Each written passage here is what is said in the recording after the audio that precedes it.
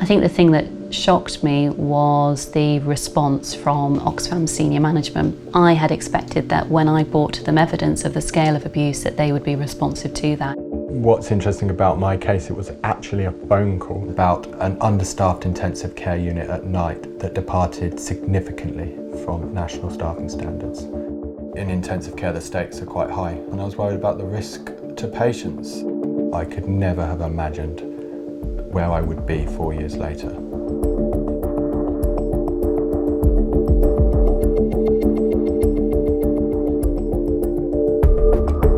Protect is unique in the expertise we've built up over almost 30 years. We're the only free, confidential legal advice centre providing advice to whistleblowers. But we do a lot more as well. We support organisations develop effective whistleblowing arrangements, and we train their staff. And we also campaign so that more people have better protections in the workplace when they're speaking up to do the right thing. The heart of what we do is helping people to speak up to stop harm. And by doing so, we protect whistleblowers, we protect organisations, and we protect the public interest. The information that people give us is protected by legal privilege. And what that means is that we can't pass it on to anyone without their express consent. All our advisors are legally trained and their work is overseen by solicitors. We are totally independent, we're expert, and we're confidential. We'll support people at any stage in their whistleblowing journey, whether they've just seen a concern, or maybe they've spoken up and been ignored, or perhaps they've spoken up and been victimised as a result. Nobody chooses to be a whistleblower. And many of us, if we see something going wrong in the workplace, we just want it to stop.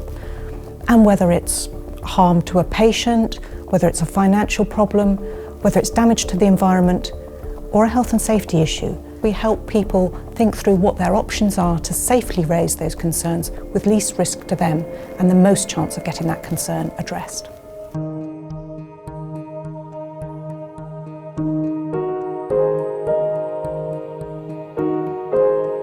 I'd brought to the attention of the Chief Executive and the trustees concerns about sexual exploitation and abuse at Oxfam GB. I'd really struggled to get the traction I sought. Given the scale of the abuse that we were uncovering, I was extremely concerned that we were not doing everything we could to safeguard these people from abuse by our own staff. And at that point I contacted Protect. Every time I called, it was the same individual, and that was incredibly helpful because he knew my case very well. And not only did he give me the facts, but also gave me that emotional support as well. Because when you're a whistleblower, you feel incredibly alone. The reason why I went to Protect and not to any other organisation was I had confidence in them. I knew that they were independent. I knew that they didn't have an agenda. I also knew that they were professional. When the issues of systemic abuse in the aid sector became public, I was invited in to meet with the Department for International Development. I really wanted somebody with me to bear witness to what I said, but also to provide me with support. And Protect accompanied me to that meeting, and they were absolutely excellent. They then asserted what my rights were, and they were just a real advocate for me in that meeting.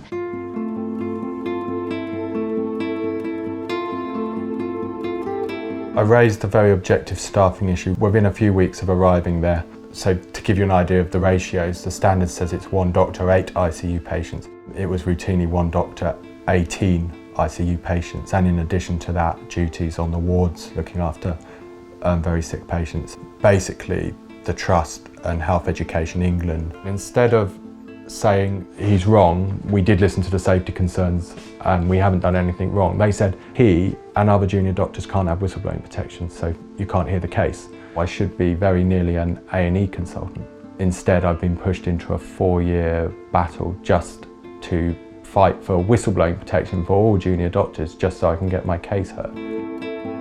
What Protect did in this case was incredible. They saw the danger of a gap in whistleblowing law pushing junior doctors out of whistleblowing protection. They also saw the wider damage that actions of NHS leaders in my case were doing to whistleblowing law as a whole. And this resulted in them sending an intervening legal team with a top QC to argue the case from the position of the public interest.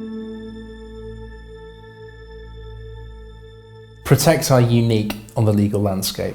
They are the go-to organisation, not just for lawyers, but for individuals. Arguably without Protect, we wouldn't have whistleblowing legislation in the first place.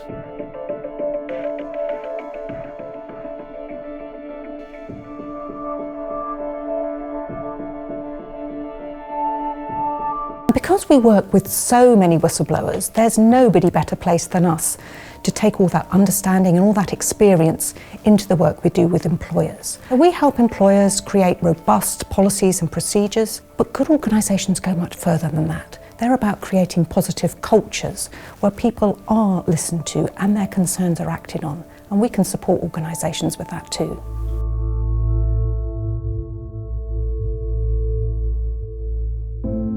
You can imagine you're a junior doctor, you've raised serious safety concerns, they've effectively been ignored and you've been discredited.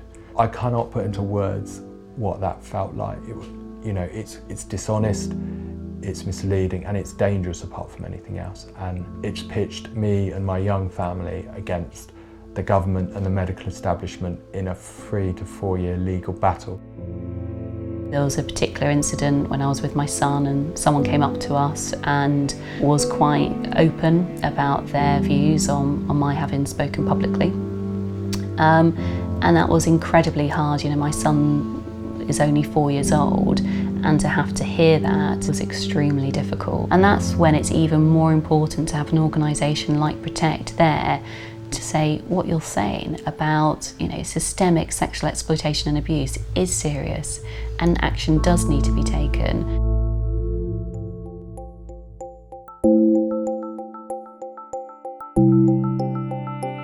Protect has a twofold element to it. It's about protecting the individual, but it's also about protecting society. If you don't have people speaking out, then the public won't know either. Things can never improve. There will not be accountability.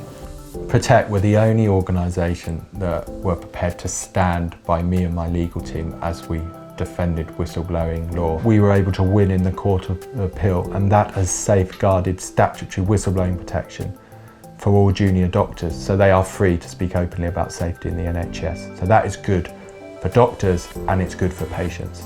There was a public inquiry into the concerns I raised along with others, and that led to a report published into sexual exploitation and abuse in the aid sector.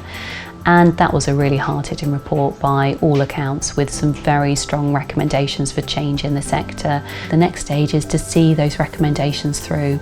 So I'd really encourage those people watching this video who are thinking about speaking up to go for it. Go for it with support, but go for it and make a difference. At Protect, our vision is of a world where no whistleblower goes unheard or unprotected. We've got a way to go, but if we can help one person speak up to avoid the next disaster, prevent a patient death, then we're here doing our job. It's why we're here, to protect whistleblowers, to protect the public interest and to prevent harm.